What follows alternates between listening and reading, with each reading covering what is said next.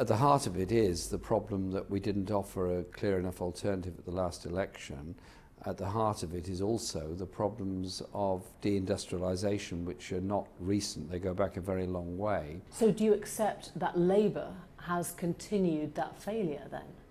I think the Labour government of 97 onwards did not do enough to invest in manufacturing industry, did luxuriate in the then reducing prices of Chinese manufactured imports, which was of course damaging to industries in this country, and allowed the continued growth of essentially a financial services economy rather than a manufacturing economy. And so our document is a conversation opening up about how we rebalance our economy. One of the suggestions is about relocating public institutions to the north. Which do you think should be relocated? Well, there's quite a lot of government services that have been located to Leeds in the past. We could continue that. There's quite a lot of government functions that don't have to be done in London, that can be done elsewhere. So symbolically, for example, you don't think it's important to move the MOD or Parliament or the Home Office? Now, Parliament, that's a very interesting one. Do we want to rebuild Parliament as it was, or do we want to say, well,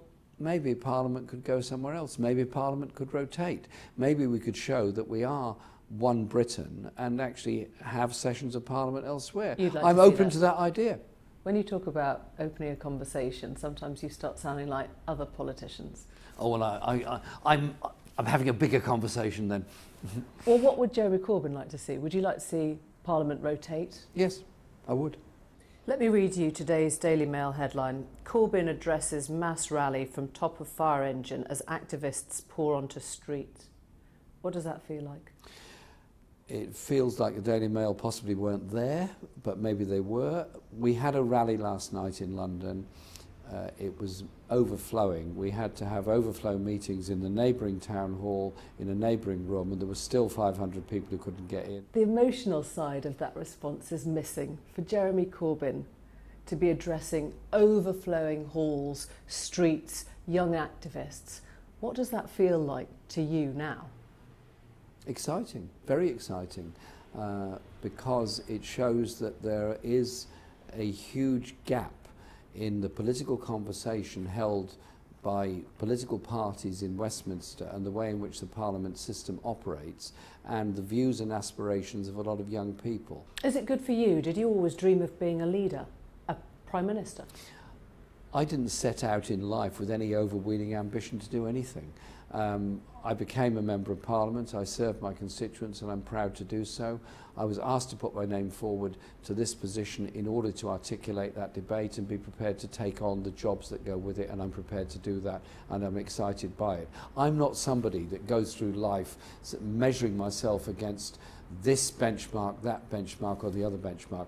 I measure myself against what we're achieving as a society and a community. Do you have ambition enough then to be Prime Minister? We all have ambition enough. That's not the question. I'm answering your point. To strengthen our party, to strengthen our movement, which will in turn lead to the election of a Labour government. And if I'm the leader of the party at that time and I become the Prime Minister, fine. But let's not get ahead of ourselves. Not one ballot paper has yet been sent out. We don't even know who all the electorate are going to be. Let's get down to values. How important is loyalty to a leader? Leaders have to encourage debate and encourage loyalty and encourage the collective will amongst people. I think the idea that a leader is a dictator of policy or dictator of the party is something that's a bit old-fashioned. So you know where I'm going with this. If there were... Well, I think I do. I think I know where you're going, yes. If you have MPs that want to choose to vote with their conscience, as you have done so many times in the past, defy your whip, vote for renewal of Trident, is that okay? You have to live with it. You have to live with that diversity of opinion. But I would say to colleagues in the parliamentary party who are nervous about what's going on at the moment and uncertain, that this is the first time we've totally opened up an election process where the only role MPs have is to decide who should be on the ballot paper or not. I'm not asking about that though. I'm asking about the situation in which your MPs let's say your leader, want to vote against you, would you whip them, or would you say this is a totally different style of governing now? If you want welfare cuts, you can vote for welfare cuts. If you want to renew Trident, you can do that. Would you feel uncomfortable with them going off on their own? Listen, as somebody who has expressed my view against what I believe to be totally wrong policies by particularly the Labour government under Mr Blair, I have expressed my view and been prepared to risk the consequences as a result of it.